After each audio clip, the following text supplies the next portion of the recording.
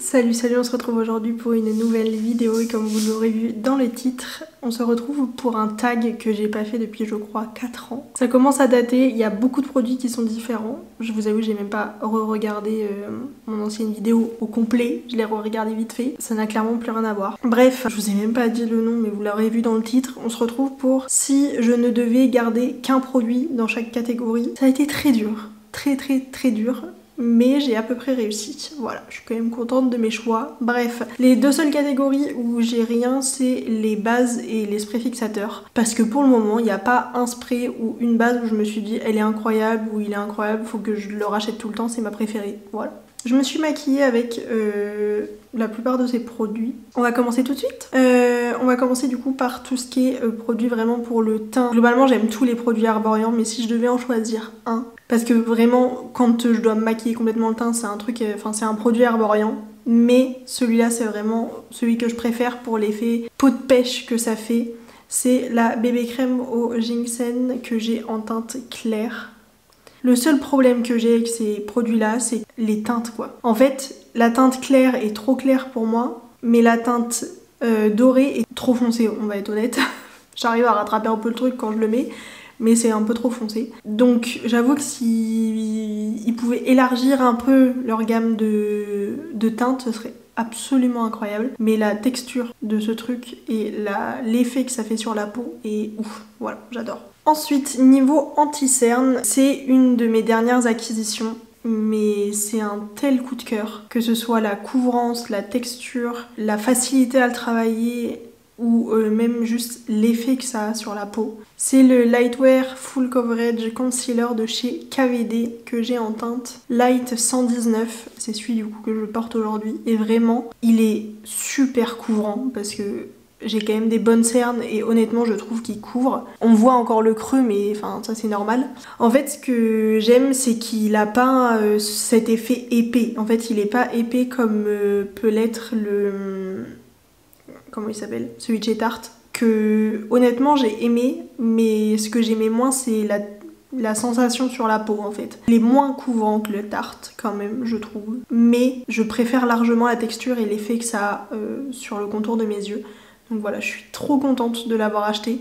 De prime abord, j'étais clairement pas partie pour le tester. Mais du coup, je l'ai vu en solde et il est tout bonnement incroyable, cet anti-cerne. On va pouvoir passer au produit crème pour le teint. Si je devais choisir un bronzer crème, ce serait celui-là. Alors du coup, c'est aussi l'highlighter crème. C'est le Wonder Stick de chez NYX. C'est un double embout que j'ai en teinte Universal Light. Et du coup, il y a d'un côté le bronzer, la teinte que je trouve absolument parfaite, qu'elle est ni trop chaude ni trop froide. Et du coup, l'highlighter. Je trouve que c'est des produits qui sont super agréables à appliquer, à travailler sur le visage, qui ont une très jolie texture, qui se fondent vraiment bien à la peau. Les couleurs sont très jolies, vraiment c'est un sans faute et ça a beau être une formule relativement grasse en tout cas quand on le regarde comme ça, enfin c'est un truc crème quoi.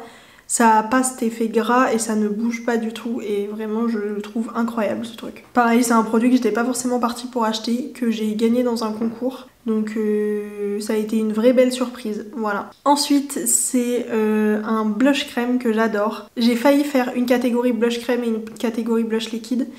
Mais je me suis dit quand même, j'ai déjà triché sur les produits lèvres, je vais pas en plus tricher sur le blush. Si je devais garder un blush crème slash liquide, ce serait ce blush liquide de chez Rude Cosmetics. C'est le Dewy Blush que j'ai en teinte Peachy Pink. Ce truc est incroyable à utiliser, à appliquer. Je le porte du coup aujourd'hui et en fait ce que j'aime c'est qu'il a une texture archi fine, très pigmentée, mais qui en même temps se travaille bien, donc en fait on peut facilement estomper si on en a mis trop ou quoi. Ce truc est génial si vous n'êtes pas super à l'aise avec les textures crème ou que vous n'avez pas envie de risquer de faire des tâches ou de galérer ou de prendre un peu plus de temps que ce que vous avez réellement le matin quand vous êtes pressé pour aller au boulot. Voilà. Vraiment je trouve ce produit absolument génial, je ne comprends pas pourquoi on n'en parle pas plus. Alors peut-être parce que Rude Cosmetics on le trouve chez Saga et c'est tout je crois, mais vraiment si jamais vous avez un Saga Cosmetics à côté de chez vous,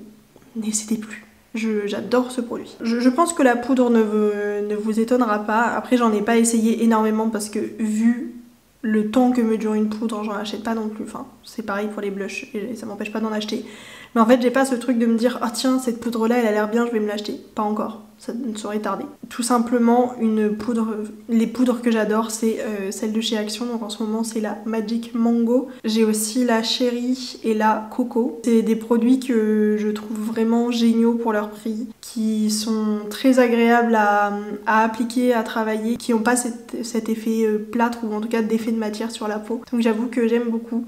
Après, je me suis mis vraiment à mettre de la poudre libre de façon...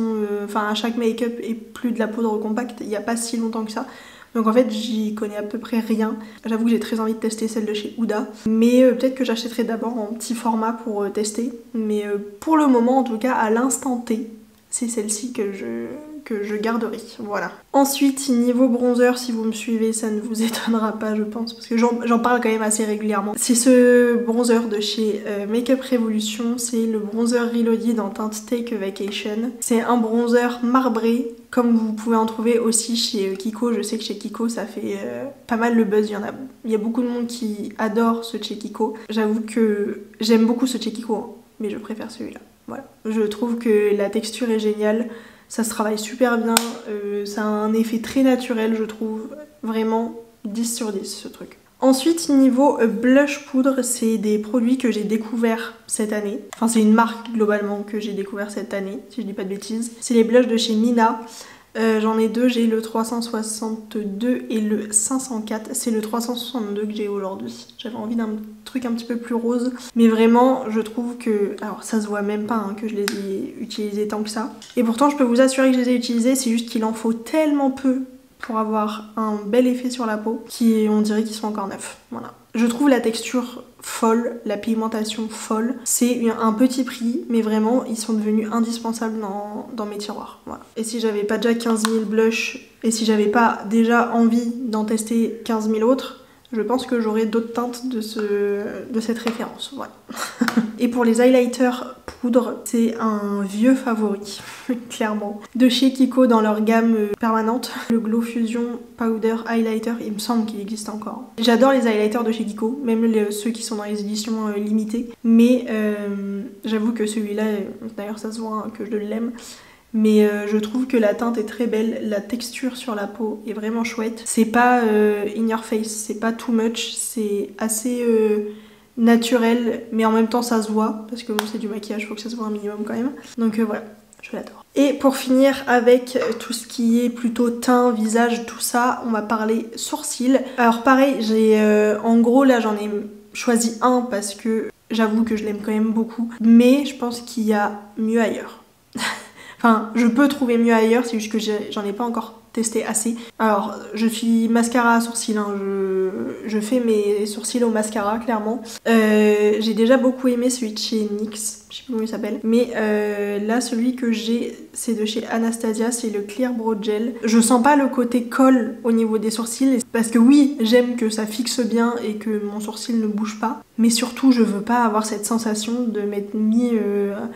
un truc de colle forte dans les sourcils. Je trouve pas ça agréable et je trouve que celui-là est vraiment bien. Donc voilà, je suis très contente de l'avoir. Avant de parler de la palette, on va parler Farmono, toujours de chez Kiko. C'est les Water Eyeshadow. Et j'ai donc 4 teintes. J'ai la teinte 200 qui vraiment est une teinte taupe du quotidien, absolument parfaite. J'ai la 201, donc voilà, qui est un peu moins scintillante mais qui je trouve est vraiment pas mal pour juste mettre en coin interne, voilà. Si jamais vous voulez voir la différence entre les deux, je vous les mets vraiment côte à côte, vous verrez que celui-là, le 201, est un peu moins scintillant, enfin en tout cas a moins de reflets que le 200. Voilà. Ensuite, nous avons le 218, qui est un rouge orangé absolument divin. Et ensuite le 233, qui est un doré absolument parfait. Et en fait, je trouve que c'est des monos qui se travaillent très bien. Alors là, j'ai que des couleurs basiques. Il y a un turquoise qui me donne très envie. Mais je trouve que c'est des super produits à emmener en voyage ou même à avoir dans son tiroir quand on n'a pas forcément d'inspiration ou qu'on n'a pas envie de se prendre la tête avec une palette. Le nombre de fois où j'ai mis le 218 sur toute la paupière et rien d'autre. Je ne le compte même plus, vraiment. Je trouve que ces produits sont géniaux. Ce que j'aime bien, c'est qu'ils sont déjà très intenses quand ils sont secs, mais vous pouvez les mouiller et ça décuple encore plus l'intensité du fard et je les trouve vraiment géniaux. Voilà pour ces petites beautés. On va pouvoir parler de la palette et c'est la Carnival The Antidote de Be Perfect. J'ai eu beaucoup de mal à me décider, mais honnêtement, si vraiment j'écoute mon cœur et que j'en choisis une seule qui, je sais, est encore en stock, en tout cas est encore vendue, c'est cette beauté. Il y a d'autres palettes, notamment des Nine Pan que j'adore et qui sont incroyables et où j'aurais du mal à m'en passer. Mais je me dis, si vraiment je dois en garder une seule qui me permet quand même de faire une bonne variété de looks, ce serait celle-là. Parce que je trouve qu'on peut faire du basique, du plus coloré, je la trouve incroyable et c'est mes couleurs préférées en fait à avoir sur les yeux. Elle n'est pas détrônée au niveau palette préférée. Au niveau qualité, il y a d'autres marques que je préfère ou en tout cas que j'aime tout autant. J'ai hésité avec une Fabien Cosmetics, j'ai hésité avec les Beauty Bay qui sont la qualité que je préfère, mais en fait si on parle vraiment foncièrement Color Story, ce serait celle-là. Voilà. Color Story et qualité, mais là en l'occurrence c'est la Color Story qui a fait gagner la Carnival The Antidote. Ensuite, niveau liner, alors c'est une référence où j'avais été très sceptique en noir, mais en fait, je pense que c'était juste au niveau intensité du noir que j'avais un problème. Mais là, j'ai le tattoo liner en teinte marron, Mad Max Brown 20. En fait, maintenant, les seules fois où je mets du liner, c'est du liner marron. Juste parce que j'ai du mal avec le liner noir en ce moment, mais du coup je l'aime beaucoup. Mais je vous montre celui-là parce que j'ai celui-là en marron, mais on a offert à la cousine de mon copain les Epic Ink en marron et il y a plusieurs teintes de marron. Donc en fait là j'ai celui-là, mais je pense que si j'avais su j'aurais peut-être acheté un Epic Ink en marron. Voilà. Parce que le Epic Ink est vraiment ma formule préférée au niveau liner. Voilà. Et niveau crayon pour les yeux. En fait, pendant si longtemps, j'ai voulu le tester celui-là. J'avais un peu peur d'être déçue, mais en fait, je ne le suis pas du tout. C'est le Fake Awake de chez Tarte. Ils tiennent super bien. La teinte est vraiment super belle, très claire pour un beige. Je trouve ça très joli, ça agrandit le regard. C'est super pigmenté en muqueuse. Avant, j'avais pas envie de forcément mettre le prix parce que je trouvais que les autres que j'avais testés étaient pas fous. Que ceux de chez Action, pas cher du tout, c'était aussi bien. Mais c'était avant que je découvre ce crayon. Voilà. Et pour finir avec les yeux, on va parler mascara. J'ai pas hésité pour la marque de mon mascara préféré. Et si je devais vraiment en garder qu'un, ce serait un Tarte. C'est plutôt pour le choix entre les deux que j'ai eu du mal. Mais mon choix s'est quand même porté sur le Maniteur. C'est celui que j'ai aujourd'hui. Et en fait, ce que j'aime, c'est qu'il y a du volume, de la longueur. C'est bien noir, ça tient vraiment bien. T'as pas besoin de travailler 15 ans et de mettre 4 couches pour que ça se voit et que ça ait un joli effet en fait. Je trouve que vraiment c'est une pépite. Pareil en fait, je pense que j'ai peut-être un petit peu les séquelles de quand j'étais étudiante et que du coup je prenais beaucoup de petits prix. Mais j'avais beaucoup de mal à me dire je vais prendre un mascara cher et il sera forcément mieux qu'un petit prix. Alors je vous dis pas qu'il est beaucoup mieux que des essences que j'ai ou quoi qui sont très bien aussi, mais c'est les Tartes, c'est les premiers mascaras plus chers entre guillemets qui m'ont convaincue. Mais j'avoue que les essences, je les aime beaucoup quand même. Au niveau crayon à lèvres, c'est également une acquisition relativement récente, mais j'avoue qu'il a quand même détrôné mes Kiko que j'adore. C'est le Rare Beauty, le Kind Words Matte Lip Liner en teinte créative que j'ai du coup. C'est un petit pêche nude qui déjà de base la couleur est très belle et est vraiment parfaite pour mes lèvres. Mais en plus je le préfère au niveau texture aux Kiko, alors que les Kiko étaient indétrônables depuis quand même pas mal de temps. Mais je trouve qu'il est un chouille moins gras que les Kiko et du coup j'arrive à être plus précise au niveau des lèvres. Voilà. Et ça tient quand même très bien, ça marque très bien, c'est super pigmenté. Vraiment, Rare Beauty pour les produits lèvres, c'est pépite. Parce que vous allez voir après, j'en ai mis quand même pas mal d'autres des produits Rare Beauty. Quand je disais que j'avais triché au niveau produits lèvres, c'est que j'ai fait un peu par catégorie. Je vais parler d'abord rouge à lèvres raisin. Ouais, j'ai un peu grugé le système. Mais en fait, je pouvais pas choisir vraiment entre lip oil, rouge à lèvres raisin ou rouge à lèvres liquide mat en fait. Parce que selon mon envie, c'est clairement pas la même chose. Je mets pas tout le temps de la lip oil ou lip gloss et je mets pas tout le temps du rouge à lèvres raisin ou quoi en fait. Donc voilà, j'ai pas du tout triché, c'est totalement logique. Bref, au niveau rouge à lèvres raisin, c'est chez Rare Beauty et c'est le matte lipstick que j'ai en teinte Wise. Et outre le fait que la teinte est absolument magnifique, c'est du coup un rouge à lèvres mat. Ce que j'aime, c'est le confort de ce rouge à lèvres. Le fait que c'est archi pigmenté, que ça tient très bien sur les lèvres honnêtement pour un rouge à lèvres en raisin. Vraiment, ce rouge à lèvres est une très belle surprise. Pareil, je l'ai acheté en solde. Comme quoi, j'achète quand même des trucs pas trop mal en solde. Bon, il y a d'autres trucs qui sont un peu moins bien. Mais ça, c'est une super trouvaille. Je suis trop contente. Voilà. Et j'en ai quasiment pas entendu parler. En fait, on entend parler que des lip oil ou les lip mat ou enfin les autres produits en tout cas de chez Rare Beauty, ou alors juste même les blushs, on entend parler que d'eux. Mais les produits lèvres de Rare Beauty, vraiment, faut en parler plus, hein, parce qu'ils sont incroyables. Voilà. Ensuite, on va parler de la catégorie plutôt lip oil, lip gloss. C'est ce que je porte le plus au quotidien. Vous m'auriez demandé il y a 6 mois, ça aurait été la lip oil, enfin la fat oil de chez NYX. Voilà. Ou alors le Fenty Gloss Bomb de chez Fenty Beauty. Mais j'ai découvert une pépite que je porte actuellement sur moi. De chez Mina, la lip oil en teinte 503. J'ai une autre teinte de cette lip oil, donc c'est pas juste la couleur que j'adore de cette lip oil, même si j'adore la couleur. C'est la texture, je trouve que c'est super léger sur les lèvres, que on sent vraiment que ça hydrate les lèvres en fait. C'est... en plus d'être jolie, d'être colorée, d'être vraiment pigmentée, parce que la teinte foncée que j'ai, elle est vraiment pigmentée sur les lèvres, bah j'ai vraiment cette sensation de nourrir mes lèvres que j'ai pas forcément avec la Fat Oil de chez NYX. En tout cas, je l'ai moins. Voilà, j'ai vraiment le côté maquillage et soin dans celui-là que je trouve ouf. Et pareil, on n'entend pas parler de Mina alors qu'ils nous font des dingueries. Et ensuite, on va parler rouge à lèvres liquide. Affini mat. Vous me voyez arriver avec mes gros sabots. Si vous suivez mes rotations make-up et que je vous montre ça.